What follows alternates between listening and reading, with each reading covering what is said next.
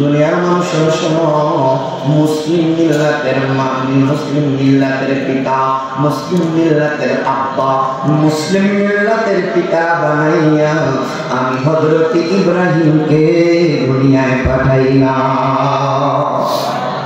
হযরত ইব্রাহিম খলিলুল্লাহ, হযরত ইব্রাহিম আলাইহিস সালাম, তিনি যেই জামানায়, তিনি যেই যুগে ছিলেন, হযরত ইব্রাহিম খলিলুল্লাহ যুগে ওই দেশের রাষ্ট্রপতি, ওই দেশের যিনি রাজা, ওই দেশের যিনি প্রেসিডেন্ট, তার নাম হলো নমরুদ।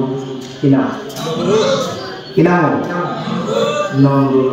আল্লাহরে মানে না, আল্লাহরে মানে না, যেমনি মনে চায় এমনি চলে, যা মনে চায় তাই করে, ক্ষমতা থাকলে যা করা যায়। কথা বুঝেন নাই? ক্ষমতা থাকলে মনে যা চায় তাই করা যায়, কিন্তু ক্ষমতা গেলে হুঁশ থাকে না। ক্ষমতা যখন চলে যায়, ওই যে সড়ক পথে যাওয়া যায় না, আকাশ ছাড়া উপায় থাকে না। ঠিক নেই? ওই দেশের নাম তার নমরুদ। কি নাম? নমরুদ। দুর্দান্ত দাপটের, খুব দাপটের সাথে রাষ্ট্র পরিচালনা করে। একদিন নমরুদ তার সভাসদ নিয়ে বসলেন, সভাসদ নিয়ে তার এমপি মন্ত্রীদেরকে নিয়ে এরকম বসলেন। মনটা বেশ সুবিধা দেখা যায় না, মনটা একটু বেজার বেজার দেখা যায়, মনটা মনে হয় মনের মাঝে কিন্তু কষ্ট আছে। একজন মন্ত্রী, একজন এমপি দাঁড়ায় বললেন, ও আমাদের রাজা, ও আমাদের বাদশাহ, মনটা খারাপ দেখা যায়, কারণটা কি? আপনার কি অসুস্থতা হয়েছে নাকি? নমরুদ কয় না। আপনি কি কোনো অসুবিধা আছেন? বলে আমি কোনো অসুবিধা নাই। আপনার কি কোনো অর্থের অভাব আছে? বলে তাও নাই। তাই আপনার অসুবিধা কোন জায়গায়?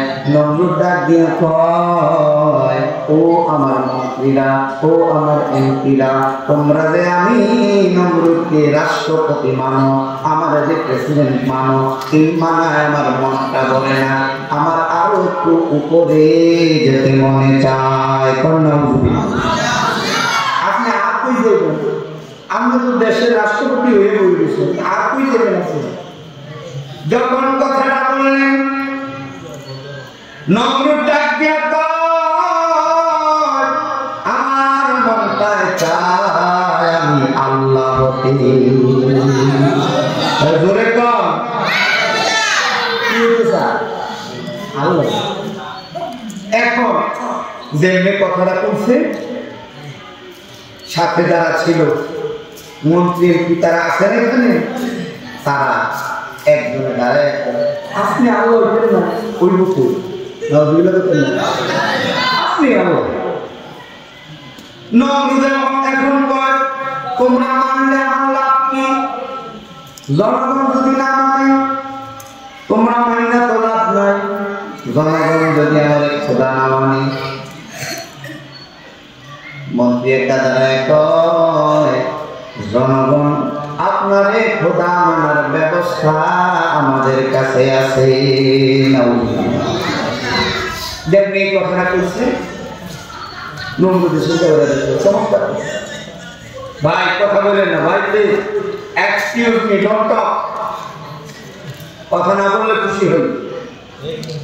একটু জিকির করেন, লা ইলাহা ইল্লাল্লাহ ওয়া লা ইলাহা ইল্লাল্লাহ লা ইলাহা ইল্লাল্লাহ মুহাম্মাদুর রাসূলুল্লাহ সাল্লাল্লাহু আলাইহি ওয়াসাল্লাম।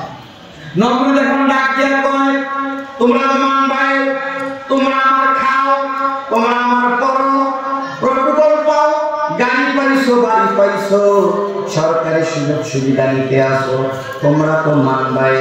জনগণ না মানলে এইরকম খোদা হইয়া তো আমার কোনো লাভ নাই।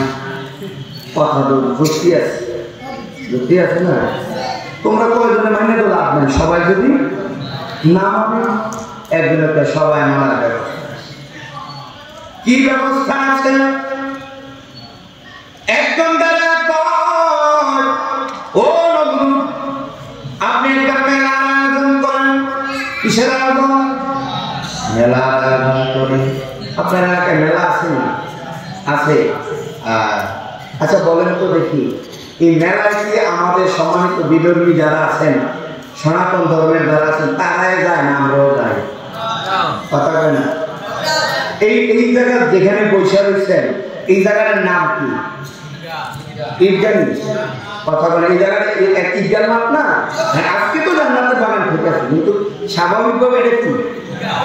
আচ্ছা, এখন এই এলাকায় সনাতন ধর্মের লোকজন আসেনি, এই পর্যন্ত আপনার জীবনে কইতেন পারবেন যে আপনারা ঈদের জামাত এই ঈদগাহটার বিক্রয় তারা আপনারা ওদের বলছে? এটা কোন কথা বলবেন? আপনারা কি জান? আপনারা যেহেতু জানতেন তো তারাও আইতো, যেহেতু তারা আইয়ে না আমরাও কথা বলে না, তারা যেহেতু আসে না আমরাও যাবো না। এটাই তো মুসলমানের ছেলেদের কাম, ঠিক কিনা বলে? অথচ আমরা সবার আগে গিয়ে হাজির যাওয়া যাবে? বিধর্মীদের মেলায় যাওয়া যাবে? কোন মুসলমানের সন্তান যেতে পারে? রাজি আছেন তো? যাবেন না তো ইনশাআল্লাহ? বলেন ইনশাআল্লাহ। মন্ত্রী করে মেলা আয়োজন করো, নমরুদ করে মেলা দিয়া কি হবে? মেলা দিয়া কি হবে? মেলাটার আয়োজন করে দেখো, বাকিটা আমরাই করবো। মেলার আয়োজন হলো বিশাল মেলা,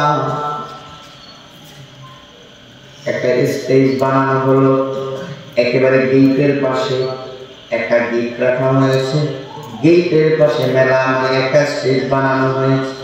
ওই স্টেজের উপরে নমরুদ বসা। জনগণ নির্ধারিত তারিখে ওই মেলার ভিতরে ঢুকতে আসে।